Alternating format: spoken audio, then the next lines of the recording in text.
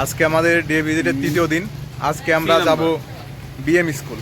তো বরিশালে BM college আছে এটা জানতাম, কিন্তু বিএম স্কুল আছে এটা আসলে জানতাম না। ডে ভিজিটের জন্য যখন শুনলাম যে বিএম স্কুল যাওয়া লাগবে, তখন গুগল ম্যাপে সার্চ দিয়ে আসলে দেখলাম যে বিএম স্কুলটা কোথায়। আগে আসলে জানতাম না, কেউ নাই জন্য এখনও বরিশালটা তার সাথে ঘুরে এক্সপ্লোর করা হয় নাই। কেউ থাকলে হয়তো তার সাথে বরিশালটা এক্সপ্লোর করে দেখা হতো। এটা এক লজ্জার, সেই সাথে অনেক বড় কষ্টে। তুই কি জানতি আগে যে বরিশালে বিএম স্কুল আছে? তুই জানতি? হ্যাঁ আমি জানতাম, আমি যাইতেছি, আসো আমার সাথে। না তুই আগে জানতি যে বরিশালে একটা বিএম স্কুল আছে? এসব জানে, এ হচ্ছে এক্সপ্লোরার, সারা বিশ্ব এক্সপ্লোর করে, এই জন্য সব কিছুর কাছে পরিচিত। আমরা ওয়েট করতেছি, সেই সাথে দেখি যে অন্য গ্রুপের বন্ধুরাও যাচ্ছে ডে ভিজিটে। ওরা এখানে অটো ঠিক করতেছে। আমাদের বাকি যারা আমাদের সাথে যাবে তারা আসলে আমরা হয়তো এইখান থেকে অটো ঠিক করে আমরাও চলে যাব।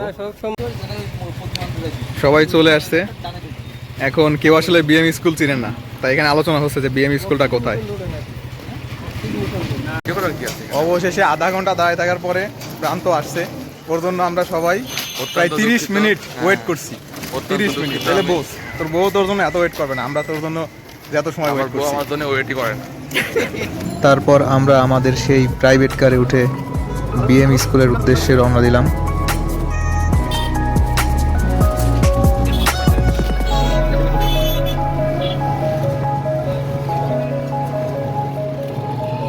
আমরা আসলে বিএম স্কুলে যাব না, বিএম স্কুলের পাশে মা ও শিশু কল্যাণ কেন্দ্র আছে, এইখানে হচ্ছে আজকে আমাদের ভিজিট। এসেই দেখি গেটের পাশে একটা টং দোকান আছে, তো আমাদের ঘুম কাটানোর জন্য সেইখানে আমরা চা পান করি। গেট দিয়ে ভিতরে ঢুকেই দেখি এখানে একটা ব্যানার টানানো আছে এবং সেইখানে লেখা যে 7 দিন 24 ঘন্টা এখানে নর্মাল ডেলিভারি করানো হয়, এবং জায়গাটা অনেক সুন্দর, অনেক ঠান্ডা পরিবেশ এখানে। সম্রাট জাহাঙ্গীর কিছু বলতে চায়। আচ্ছা বলো। তাই আজকে আমরা এসেছি মা ও শিশু পরিবার কল্যাণ কেন্দ্রতে। তো এখানে আজকে আমরা মা ও শিশু স্বাস্থ্য সেবা সম্পর্কে এবং বয়ঃসন্ধিকাল এবং প্রজনন স্বাস্থ্য সম্পর্কে আমরা জানতে পারবো আশা করি।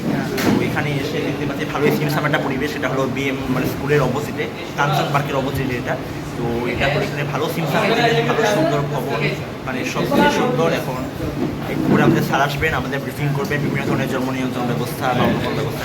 আশা করি স্যারদের আসতে দেরি হচ্ছিল জন্য আমরা বাইরে বের হয়ে একটু ঘোরাঘুরি করি। তো পেছনের দিকে ছিল একাডেমিক ভবন, এবং এইখানে সব কিছুই অনেক সুন্দর ছিল এবং সব কিছুই নিট অ্যান্ড ক্লিন ছিল।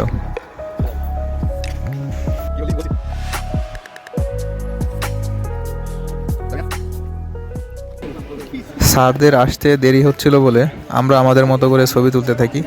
একজনে মনে হয় 100-র উপরে ছবি তুলছে বিভিন্ন পোজে। গ্রাউন্ডে ছবি তুলতে তুলতে বোর হয়ে যাওয়ায় একটা সময় দেখি সবাই গাছে ওঠা শুরু করছে। গাছে উঠে একজনের ছবি তুলতেছে।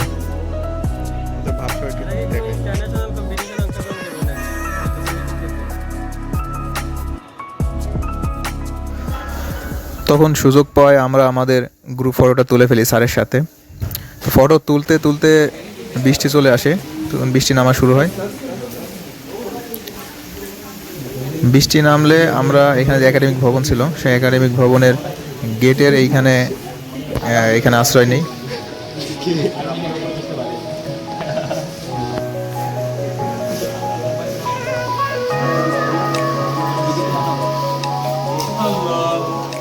তারপর স্যার ম্যামরা চলে আসে।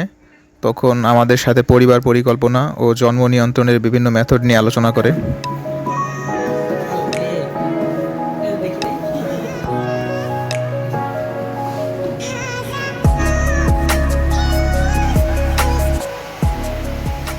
এইখানে কিছু কিছু কর্নার আছে যেখানে সেবা দেওয়া হয়, যেমন এটা ছিল এএনসি কর্নার, যেখানে গর্ভবতী মায়েদের বিভিন্ন ধরনের সেবা দেওয়া হয়।